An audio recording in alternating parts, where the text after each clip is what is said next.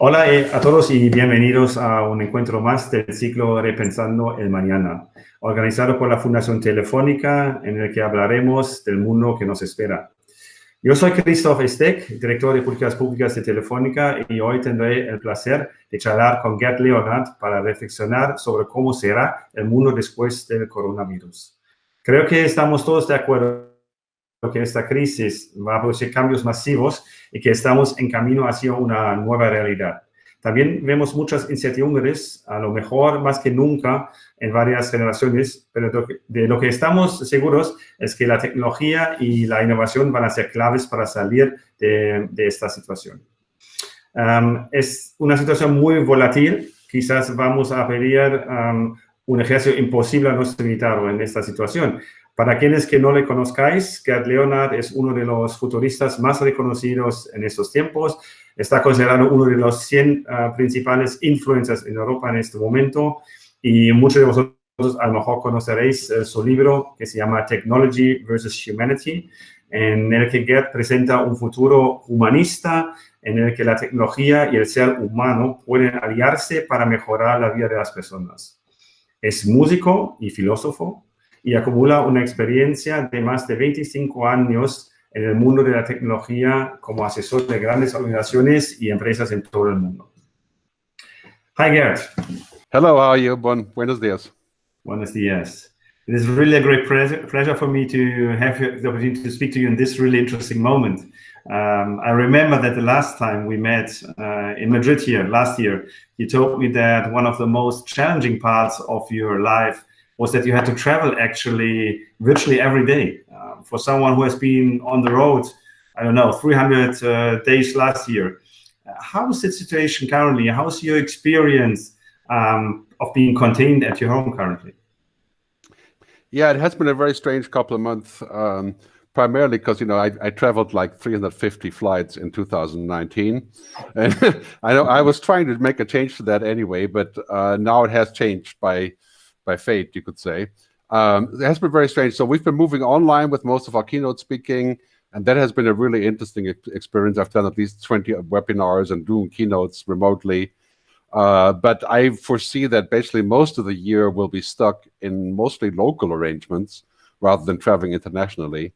So that's quite a change in the plan here for me. But adapt or fail. That's really what's happening. Yeah, it's strange, isn't it? It somehow feels that our world has come to this dramatic halt, that we are contained at home. But at the same time, we are probably changing our behavior faster and more radical than ever before. I think it's fair to say that our societies maybe have digitalized in the last weeks more than in the whole decade before. You also said that, I remember that you said that humanity will change more in the next 20 years than in the previous 300 years. So you should be quite happy. We're on a good way, I would say.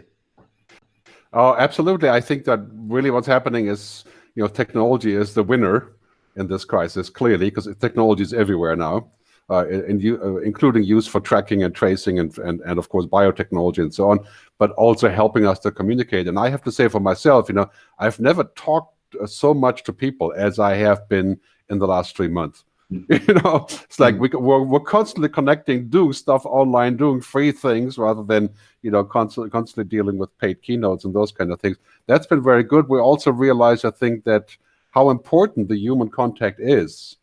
I think it's coming to us now that technology is a very good sort of a tool or an aid, right? But in the end, we want to meet, right? And that's coming back in the front. I think it's also going to come back. But will we ever meet like we used to do?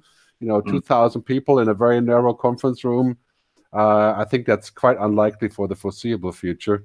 And the other thing that's happened, of course, we see great amounts of solidarity. So that people are saying, we can do this together. So, clapping to the medical personnel or putting up a post-it note that you will help your neighbors. And all these kind of things are happening pretty much everywhere. And of course, the big solidarity discussion right now is what's going to happen to the future of Europe. That is the number one question about solidarity. But yeah, we're seeing it as a central topic emerging. Right. Yeah, and you have talked about that great transformation we are in, and that we need to reinvent ourselves and stay human at the same time. At Telefónica, we had already before the crisis now taking a very similar approach, and we talked about that in previous occasion when we asked for what we call the new digital deal, that assures that this digital transformation is human-centric and based on our values. I suppose that these questions are now more relevant than ever before. How do you see that, and what values do you think can guide us really in this transformative journey? What is at the end of the tunnel for us? Yeah, I talked about the great transformation before the COVID crisis, of course, in a slightly different context, but it is really a perfect fit to describe what we're doing right now. So I've launched in the meantime my sort of hub website, great with an 8, transformation.com, to talk about this. But when I originally talked about it, I basically said, too much of a good thing, technology, can be a very bad thing. Right? So basically saying that technology is a tool. It's not the purpose of life. It's not God. It's not a religion. It shouldn't be a drug. It is just something that we use to achieve something else. Right? So technology is not what we seek, but how we seek. And I think that was the concept of before the crisis of also regulating technology to still remain good, to remain magic without becoming, the determining factor of our life. And now in the crisis, you can see the technology is used for great things, such as tracking and helping each other to identify where there's COVID hotspots and those kind of things. But then we have to worry about, if observing everybody with an app, for example, like in Israel or Korea or Singapore, if that's going to be the new normal. So, as Harari says, we're going from monitoring the outside to monitor the inside, with technology. And I would agree that we have to really keep a very good eye on this. So this is primarily the challenge with technology is too much of a good thing, basically coming out of control and subverting us in so many ways. Yeah, I would agree to that. And I also think that today technology and connectivity is maybe essential for us to have this kind of personal contact. I mean, it's not replacing what the real, not virtual personal contact would be, as you said, but nevertheless, it kind of allows us to connect with our loved ones and be in contact and not be totally separated. Just imagine for a second this whole crisis without any good connectivity and the tools we're using right now to have this interview, for example. This has been the saving grace, of course. Clearly, I mean, like 350 million people are now doing online conferencing and meetings, right? And every second there's a new one launching, and that has been great. And imagine without connectivity, we were really in bad shape, right? But if we take a little bit further out the look of next 5 to 10 years, connectivity is great, but it's not what we seek. What we seek is who we connect with, what we talk about, what the purpose is of our discussion, right? So this is not about connectivity being the holy grail by itself. Right? It's a purpose to something, and I call that people, planet, purpose, and prosperity, right?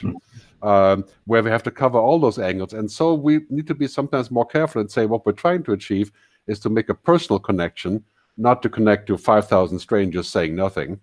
That's kind of like the antidote of the social network, is we have to make sure it's still good and it's going to give us, take us to a goal which is much more about ourselves rather than about big data or what kind of app we use or what kind of device we have. Yeah, I totally agree. And I think it's fair to say that it's maybe the first pandemic we are fighting with smartphones, big data, artificial intelligence, and all these technologies.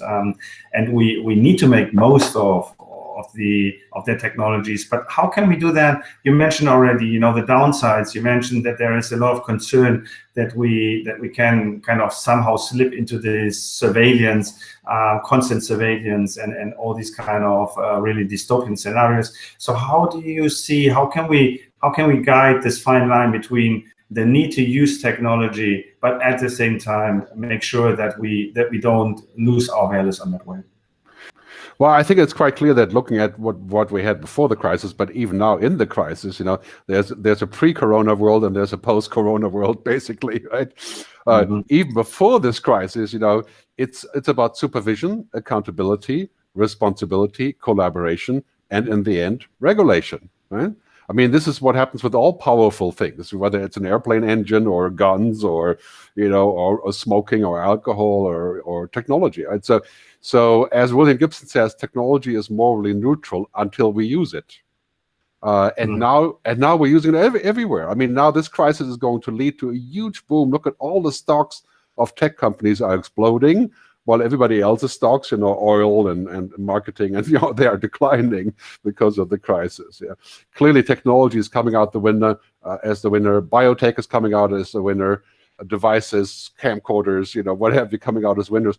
So here, what we need to do is to say, well, it's this is a good thing for us, and let's think about how we can keep it magic and good without going way over the top. It's kind of like drinking alcohol. Many people don't drink alcohol for the obvious reasons, but if you do drink alcohol, you regulate in some way your own social contract and your own understanding. You don't drink a bottle of wine before you go to work, but you could.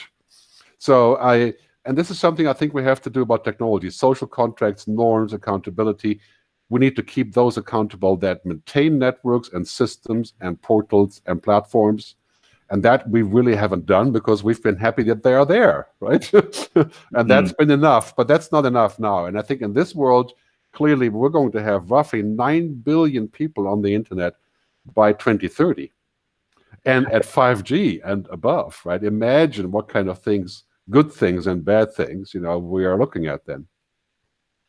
Yeah, I mean, and even some economists like Thomas Piketty and others, they suggest that this crisis maybe even a turning point for global capitalism. How do you see the future of our economic system, of capitalism, of globalization, of what we have maybe built over the last generation? How do you think this will be impacted by that crisis? Well, I think everybody's asking the question now, what is the role of the state, the invisible hand, the free market economy? Clearly, we're not in the free market economy now, right? We're helping people to survive. That's the primary purpose of our economy now. And the state is mingling in everything now, and we're accepting it. The state is telling us when we can go out, how much money we can get, and it's fine. It's emergency, right? But I think if we have a look as to what a survivable business model in terms of economics is, it's really quite clear that sort of corporate capitalism and extreme capitalism as practiced in the US, for example, is not sustainable in a world that has complex issues. Right? So that's healthcare for everybody. This kind of concern about security and safety, and also surveillance about technology, and inequality. You see, the biggest issue in this crisis is that the people that were already at the bottom, they're going to be even more at the bottom because they're not capable to do what I'm doing here in Switzerland, which is to hunker down and ask the state to cover for my employees, right?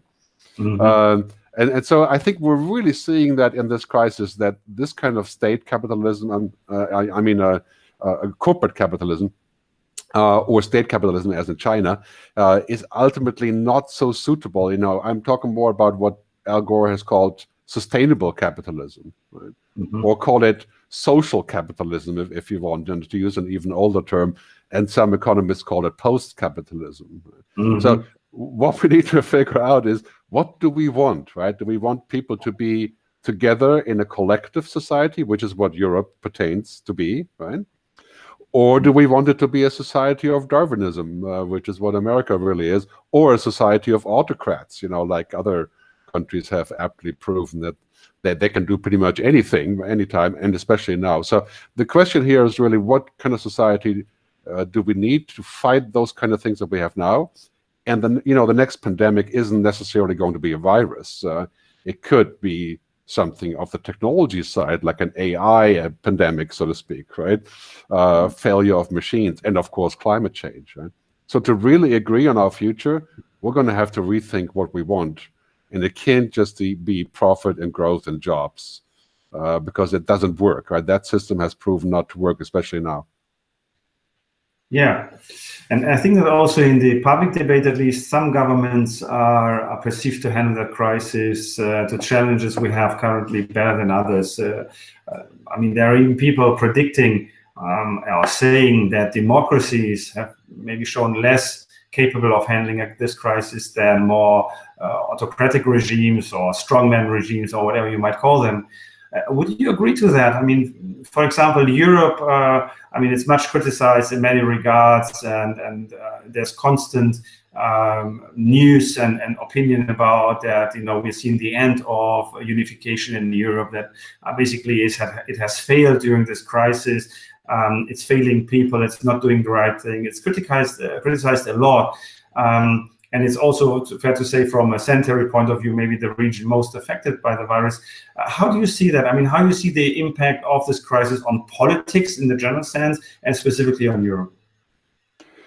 Well, I would say that the crisis has proven that culture beats pretty much everything, right? And culture is not just about democracy. It's also about the financial system, and it's about your location. Every country has had a different response because of the unique situation. And it would be wrong to say that democracies are worse off than tyrannies, you know, just because a tyrant can make fast decisions.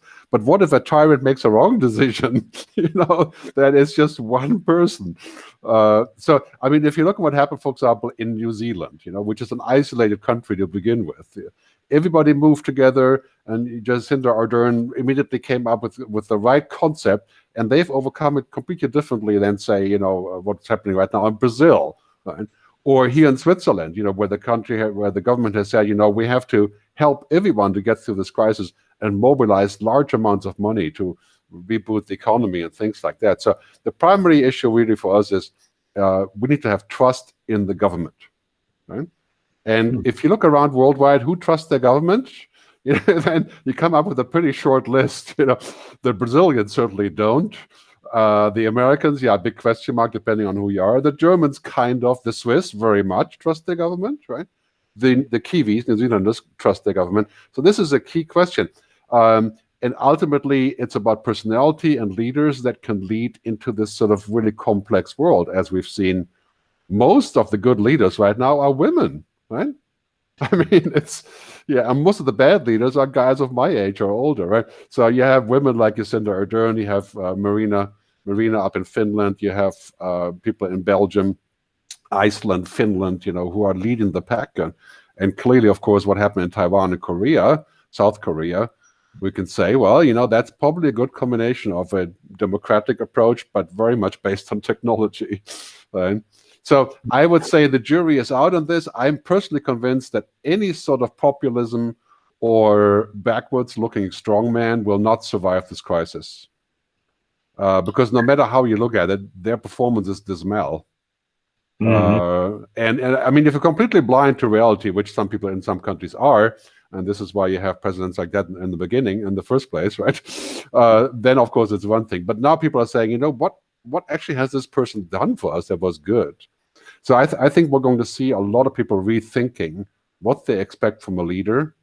And, you know, this is kind of like when you look backwards in the 50s and 60s, a lot of our parents would ask the question, so what did these guys do during the war?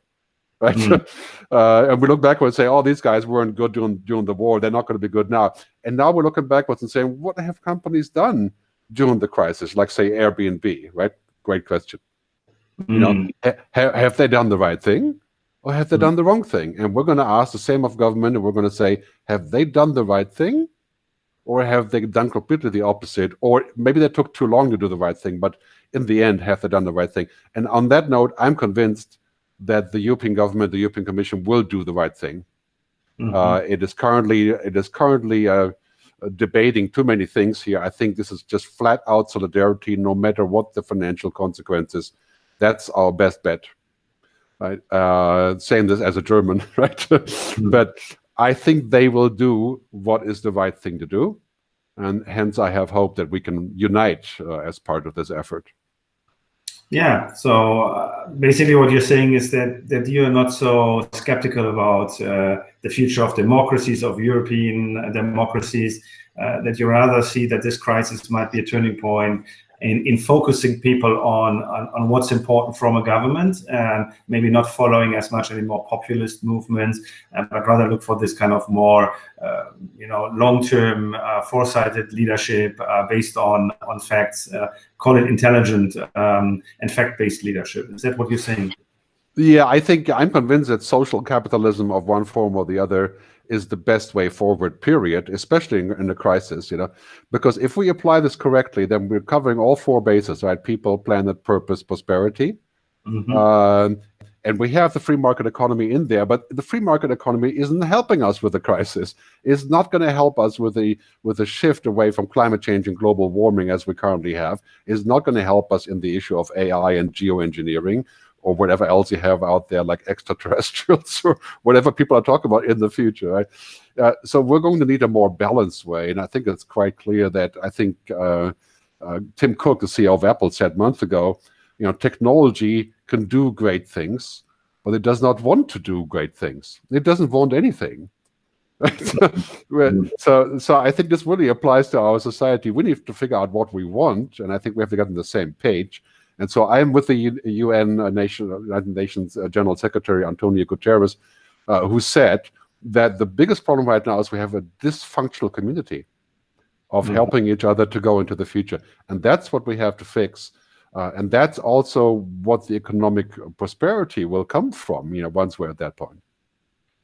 Yeah, and to a certain degree, it's maybe fair to say that the crisis brings out the worst and the best in us, as you also mentioned before.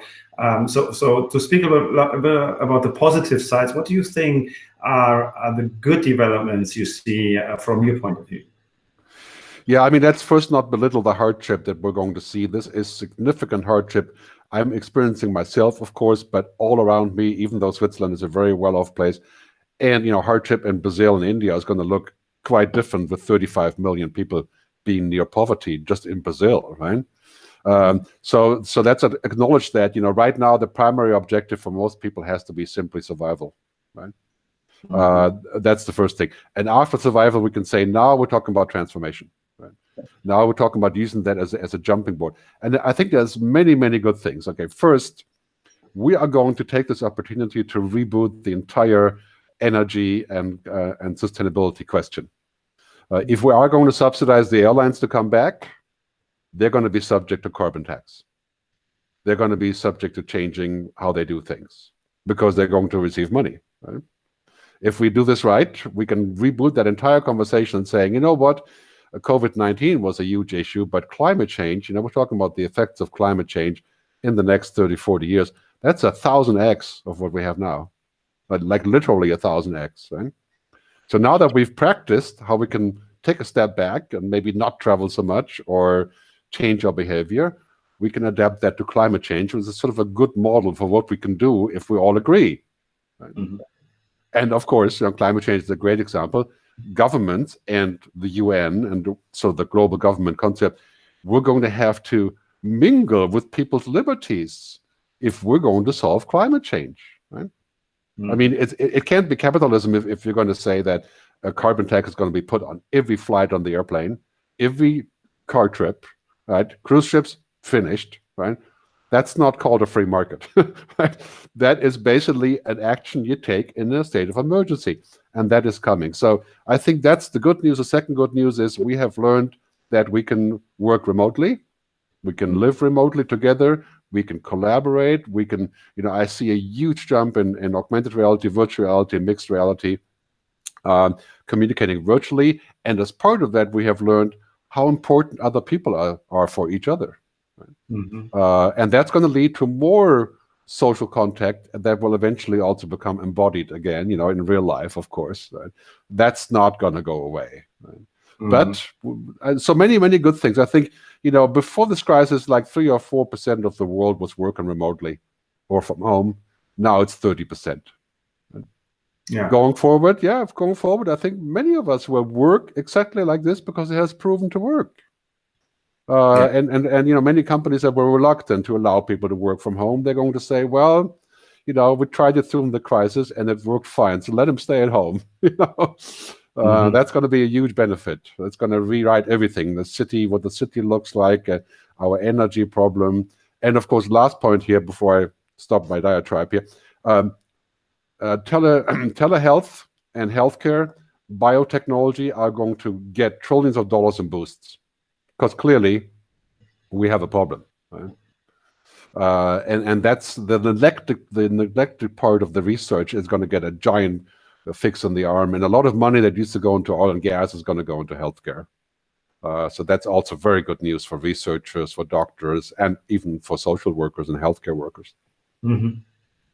No, I agree. And I think what you're saying is basically that some of the tendencies we've seen happening before we went into this extreme situation are somehow, kind of, they are, it's like a catalyst, so to speak. We are now seeing a reaction going on, which is kind of speeding up these developments. We are maybe, as I said before, digitalizing ourselves and our lives more than we have done in years before, in very short time. Because, and you quoted Milton Friedman, I think it's a terrible thing to waste a crisis. This crisis, only in situation of crisis, human beings move and change.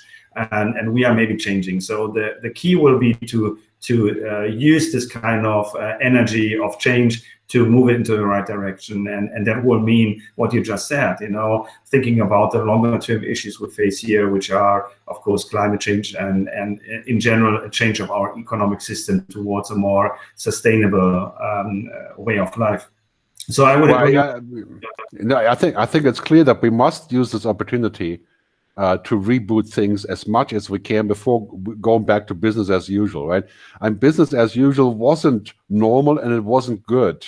It was just temporary. And now we have a chance to reinvent so many things. And after we go through the rebuilding effort, I think we're going to emerge stronger. We're going to emerge with new ideas, and we're going to emerge more ready for the next big challenges which are coming to us. Yeah. And is it not true as well? I mean, everyone is speaking about technology, of course, and how it helps us, and that's very true. And working in a technology company which gives connectivity to millions of people, I mean, I would fully agree. But is it not also true that collaboration is the great new kind of theme? Is it not that we see that the collaboration between countries, between people, in science, for example, what's happening currently, which might be the biggest effort by humanity ever to kind of, in very short time, find a solution on the science side, on the health side for the situation. All this collaboration going on. Just think about how also companies has tied up with public administrations to help in situations which have been very much outside of their comfort zone. I mean, some car manufacturers have stopped doing cars and they switched productions line to do respiratory equipment for hospitals in a very short time. Other companies have put themselves to help to the governments, to administrations to help. Telefónica has brought to Spain and to other countries equipment, health equipment, because we just had, the possibilities in our supply chain to do so in the context. I mean, there has been so much collaboration going on. Is that not also one of these kind of mega trends we see? Clearly, I think that's unprecedented collaboration that we've seen in this emergency. Also solidarity and kind of forgetting about the other angles of having to get paid for X, Y, Z or trying to make a buck or so. These things that's what we do with each other now. This collaboration thing is going to stay on, and we're going to expect people to be more collaborative in the future. That's clearly a question also that relates to globalization, right? And this is one of those discussions where you can say, well, globalization has kind of, if you're global now, you're in deep trouble, whether it's your supply chain or your engagements that you do around the world. It's if you are global, you're having more issues now. So I think globalization is here to stay, but it will change. We're going to look also to be more self-sufficient, like food and water, right, and supplies. That's clearly an outcome of this. But we have found that on the large issues that are facing us, and that's clearly pandemia, epidemics, AI, employment, automation, water, food. On the large issues, we have to collaborate, or it will not work. Right? And I think this has proven to be the case now, and I really do hope that we take this opportunity and say, collaboration is more important than, closing the walls and making sure you're in your safe bubble. China is a great example. They collaborated a lot in the beginning, sharing medical research, and now they're kind of closing that a little bit, right? And I think we need to keep that going also by providing money for incentive of sharing of this kind of thing without looking for patents at every single corner. Again, this is a question of the economic system. So the pharma companies are more collaborative now, but will they in the future? be more collaborative with their patents? That's a big question. And what will look this kind of new capitalism look like? What would look the stakeholder capitalist model, or the? You said before that this is a new concept, but then at the same time, I think we just said that in Europe, for example, the idea that you have some form of social market capitalism is there at least for a generation or two. So is that really something totally new? And if it's new, what is new about it? Well, I called this, last year I started working on a new book, and I called this last year the New Renaissance. Right? When you go back to the 15th century, Leonardo da Vinci and this whole Renaissance and the Vitruvian Man and all of these things, right? They kicked off this whole debate of saying, what's more important? Is it the dogma and back in those days, of course, the church and all of that, or is it people and how people live, right? And we had the shift towards people. And now, basically, what we have now in the last 20 years, right? It's basically shifted towards technology being more important than pretty much anything else. Also because it made a lot of money and it created lots of jobs. And now we're in a situation where we say, okay, what do we really want, right? We don't just want technology because it's cool, we want to go beyond this, right? So this new Renaissance says, here's the human, I call this the Neo-Luvian man, woman, of course, right? With all these game changers, IoT and connectivity and AI around it. And we have to figure out how do we use that to our mutual benefit. And that, again, I think the principle of that is people, planet, purpose, prosperity, the quadruple bottom line, and the Millennial Development Goals, of course, and the SDGs, right? That goes right into the same direction. If our intent is to build a world that has good things for people, keeps the planet safe, provides a purpose for us, and creates prosperity, then we have to change a lot of things. And that you can call that social capitalism or post-capital, whatever you want, but this is clearly the objective now, and this crisis will help us to think about that. For example, in many countries, we have, in fact, a basic income guarantee now, right? Mm-hmm. Because the government is paying for us to stay put and not go under, right? And that's, in fact, almost the same thing. It's like, I'm getting paid, I'm not working, right? And so this is a very good model for saying, well, what does the future hold about this? Is this a sustainable model in the long run? And is it better to keep people happy than to put them out in the street unemployed? Is it better for the Germans to have happy Italians than to have broke Italians? Yeah, the answer is pretty clear. It's like something that we want together. We have to pay together. Mm-hmm. And how do you see? When you think about now people, in this situation, what do you think will be kind of key characteristics? What can we do? What can each and every one of us do to prepare ourselves for this kind of new future, which I think we all agree will come? And you mentioned in your book, and you called it these mega shifts happening, where really history and our whole kind of development of society changed direction, and it's quite probable that we are right in the middle of such a shift. And so what do you think, what can we do as each individual to be part of that and be successful? I think a lot of people will think now, what happens with my job? What happens with my work? We have a dump in the economy, which is unprecedented in a century. So what can we do? There's a lot of feeling of being lost in this change because everything is happening so fast. Do you have some personal advice? Because your life has been disrupted a lot, as I said before. Yeah, I'm 100% disrupted right now, reinventing what I do with, moving things online, which is completely different. But I think it's really about four things, right? Insight, imagination, right? Insight is really also foresight, right? Intuition, being able to see things that are coming in some sort of intuitive way. And last is courage, right?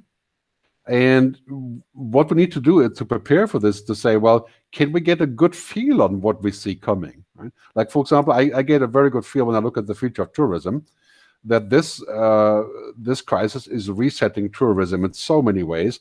But tourism is based on providing experiences, engagements, relationships. Tourism isn't going to end, right? But maybe this is a good chance for us to talk about local tourism, to talk about sustainable tourism, right? To talk about tourism under the 4 Ps, people, planet, purpose, and so on, right? To talk about a larger tourism, a balanced tourism, right? So that's my intuition that I would say, okay, I understand this, so therefore I see opportunity here. And I think this is really important for all of us that are looking at changing what they do and how they do things, is to investigate and to start sort of, developing an intuition as to what may happen, right? That's primarily called foresight, right? And then acting on your foresight and say, okay, I see an opening here, so let me think about how I can participate in this. Like my major opening, of course, would be online and remote working and doing more television-style shows, which I'm working on, rather than being the guy that speaks in front of 5,000 people every other week, which is unlikely to happen in the near future. So I think we're all looking at this kind of reinvention. I think if you have a job like a taxi driver or, selling in a store or so, yeah, that's a tall order. And I think governments need to support that by providing visions and providing possibilities. Look what Portugal is doing in this whole digital economy thing, is to find the path between tradition and the future, and countries like that. So there's many good things happening here, but it does require lifelong learning and thinking of yourself as constantly moving into the next window of opportunity. It's a mindset, that's why I say a lot, the future is a mindset. It's not about tomorrow. It's already here, right? So either you have a future mindset or you won't be ready. Yeah, that's very true. And just to tackle on an issue you mentioned before, but just to dive into that a bit more, you mentioned that there will be some form of new digital ethics we have to develop. Our lives have already moved into becoming more digitalized. We are already much more digital economy and society than we've been only a month ago. And this will not go back. There will be the new normal will not be the old normal. This will continue. And I think that's what, most people believe, that there's no way back. So what is that? Do we need a new kind of compass and all of that? Do we need new ethics, or is it that we can build on something here? You mentioned also before the strong state, the stronger state, somehow an impact on civil liberties, on freedoms of people. But that, of course, clashes also with our view that people are free and have rights to take their decisions, and there's not a big brother telling them what to do or big brother watching them what they're doing. So how do you see that going forward? That's something which I think makes a lot of people very nervous currently. Yeah, that also makes me quite nervous, but I think ultimately it comes down as to whether you believe that people are basically bad or good, by nature, whatever that means. Yeah, but I think it's quite clear right now that you can trust a leader, let's say the government as a leader in a larger sense, right? If they have fulfilled certain expectations, if they keep you informed, if they are open about what they're doing, right? If they make mistakes and admit them, like happened in New Zealand, again, great example, right? If they're approachable. So the trust is really the number one thing when you talk about this whole landscape of what's waiting for us in the future. And part of that is that I can feel that this person has an ethic, right? It stands for something. The person, the company, the government, the organization stands for something. I know what Patagonia stands for, right? So I buy Patagonia because I want to support them. I know now what Airbnb does not stand for, so I will not buy from them again. Just as an example of my personal experience. Right? And so I think this is really important, that ethics in the sense of morality, right? That goes together with our expectation of the future. And I think we can always feel about, whether we can trust an entity or the government or not. We get a good feeling for this. And sometimes people violate trust, and then we have to go back and fix it. But I think this is the ultimate question. And this is why I brought up the topic of digital ethics for the last few years, where I proposed that we should have a digital ethics council, an organization of wise people. Think ancient Greece. Don't think Davos right now, even though that's probably not a bad thing there. But think about ancient Greece, where we sit around and we say, okay, let's talk about if this is good for us or not. Because here's the number one question. I mean, it's hard to imagine now. But for our future, there's only one question, right? The question is not whether we can do something, because the answer is we can probably do pretty much anything. Right? Look at quantum computing, and I mean it's mind-boggling. Next 20 years, huge. We can, genetically engineer humans and all these things. So the question is not if we can do things, but what do we want to do? Right? Yeah. And who makes those decisions? Well, that's obviously not a minor issue, right? But I think if we had an ethics council that didn't do anything else but discuss those top line issues, like for example, the Eurobonds now are an ethical issue. They're not an economic issue. Right? And so we would have an entity, and that's a little bit United Nations kind of concept that we have today. But that would basically say, okay, we believe this is the right thing to do for the purpose of humanity, which includes prosperity, I would hope, right? Then I think we would have a big leg up. And this goes for technology. Technology will become so powerful that just in a decade, we won't know if it's me or if it's a copy of me, right? I mean, we're going there in giant steps, being able to upload our brain and do all these things. And then the question is, we have to say, well, what do we want, and what is an aberration, and what is normal? Is it normal to be transhuman? Is it normal to not wear an AR outfit? Big questions. Yeah, but then you also say, and this is one of the most famous credos you have, I mean, embrace technology, but don't become it. Are you not saying now that we are going to become somehow technology, that we are going to have these kind of twins? I mean, what is it then that makes us human, actually? Well, I think the question really is what if we want that, not the question that we can have it, right? I mean, we have many examples today. We have things like music and films, unlimited things, and now the question is no longer whether we can want it, but what do we want, right? I mean, I can have 35 million songs or so on Spotify, but do I know what to listen to? And so that shifts the issue from distribution to purpose, right? And for me, this is exactly the same when we talk about what we will be in the future. The big question is not that we can do it. Eventually, I think we can do most of those things. The question is, what would be good for us? Why are we doing this? Are we doing this to make money? Are we doing this to survive? And what is the right thing for us to do? And in average, not on every single minor issue, right?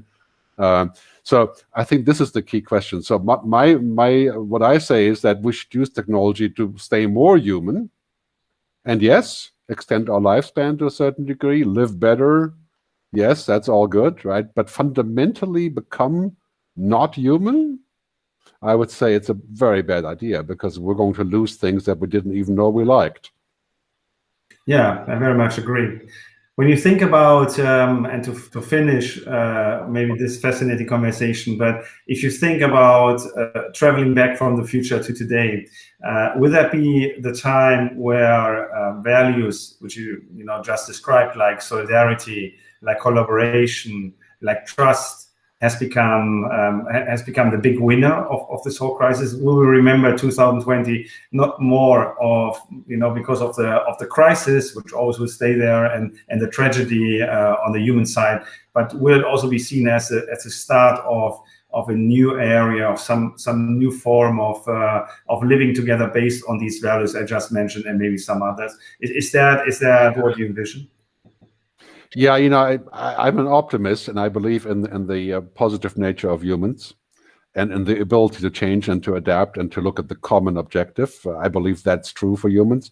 And so therefore, I would say what we experience right now is the sort of setting the stage for a new way of looking at things that will have economic and social and cultural, technological consequences, right? And one thing I think that's really important for us that we even before the crisis, we primarily look at the future in fear. And where is that coming from?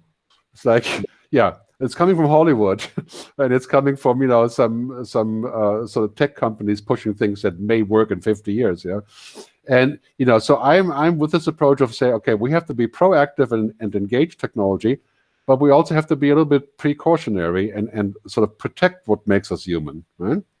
And that balance will be done in cities, in countries, in companies, and around the world, hopefully in a collective effort, where we're saying, okay, embrace technology, but don't become it. What does that mean? How can we slice and dice it so that we actually have a strong message here, and that we find this way forward? I mean, clearly, I've said many times what we need kind of is like a protection agency for humanity. You know, like saying, okay, let's protect mystery, privacy, mistakes, serendipity, imagination, creativity, asking questions. And that clearly clashes with the philosophy of automating everything, right? And so, but then again, automation is not a bad thing as long as we don't touch on the things that make us human. So that's why I say, let's meet online, let's have conferences online, that do all these things online, but let's not forget, you know, we are meant to commune in an actual way rather than a simulated way. Yeah, like, you know, when you're doing dating on an app, you're simulating, but then when you meet, you're back to humans, right? And this is really what we want. You know, we don't want to meet an app like in the movie Her. You know, that's virtual. That doesn't work for us. Yeah, and thanks very much, Gerd. I can just say I'm looking forward to have exactly what you just said, to have a coffee with you and some tapas here in Madrid when some of that is over and we can again have the physical contact as well, not only the digital one. It was a fascinating conversation, and thank you very much for your time. All the best for you and for keeping that spirit, you know, of being an optimist. And at the same time, also embracing the possibilities and the future, and trying to see that as a way to become better as societies, as human beings, and not only become depressed because things are changing. I think that's the only thing we can do, and this is what kind of makes us human, and we are great in that, as we see when we look around the world currently. Yeah, maybe, you know, as a final message, I kept saying a lot before the crisis, you know, the future is better than we think. And I think that would be really ironic to say in so many ways now, because right now it doesn't look very bright, right? So I would put an asterisk there and say the future is better than we think, provided that we collaborate to make it so.